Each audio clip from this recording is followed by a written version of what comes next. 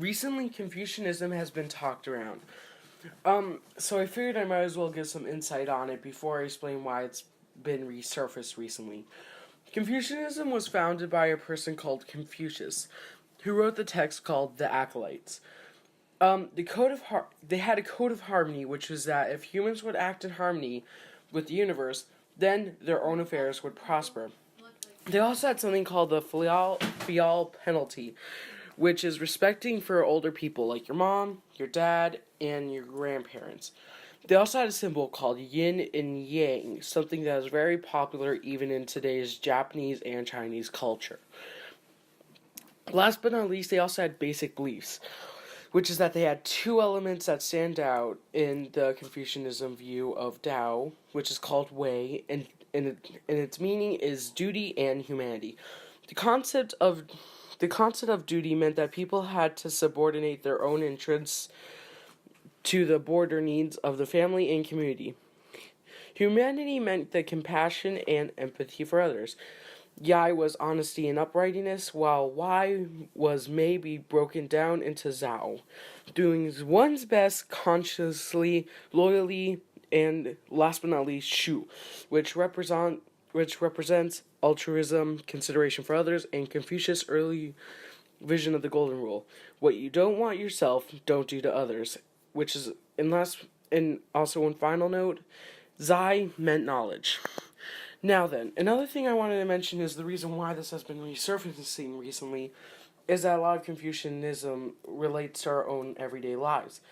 For example, your mother and your father are similar to the ruler.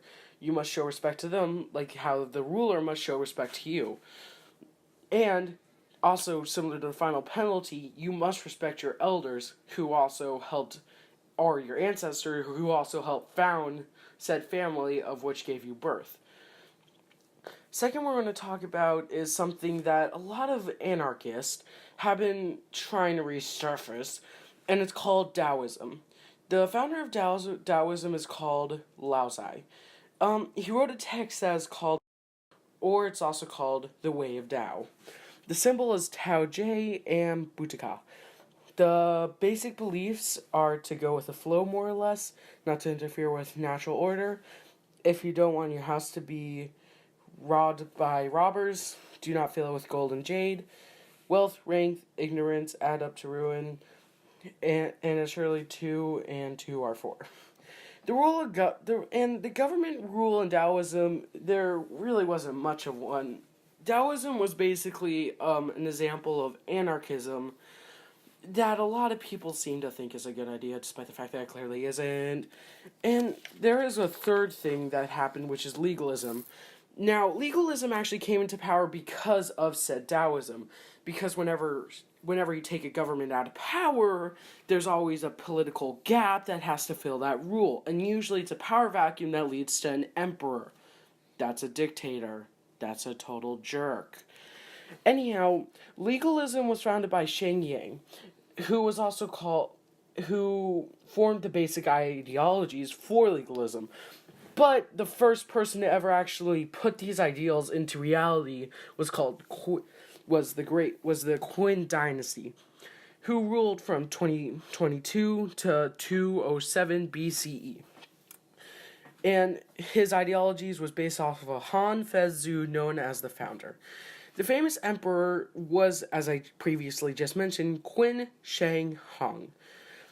And some of the basic beliefs for legalism is that a theory of autocracy, centralized rule, and harsh penalties. And the role of the government in legalism was basically similar to somewhat communism, not entirely though. Here's why. It's because the legalist associated government is by a system of laws that rigidly prescribe punishments and rewards for specific behaviors. They stress the direction of all human activity toward the goal of increasing power for the ruler and the state. This is similar to communism in the fact that everyone has to be equally treated, but unlike communism, it also pulls out harsher punishments and there's a lot less rewards. And this relates to our common world in the form of, well, most of the time, those power vacuums led by people who believe in Taoism or anarchism, and usually filling that vacuum with a dictator. I mean, look what happened with the Vietnam War. And as always, I'll see you next time.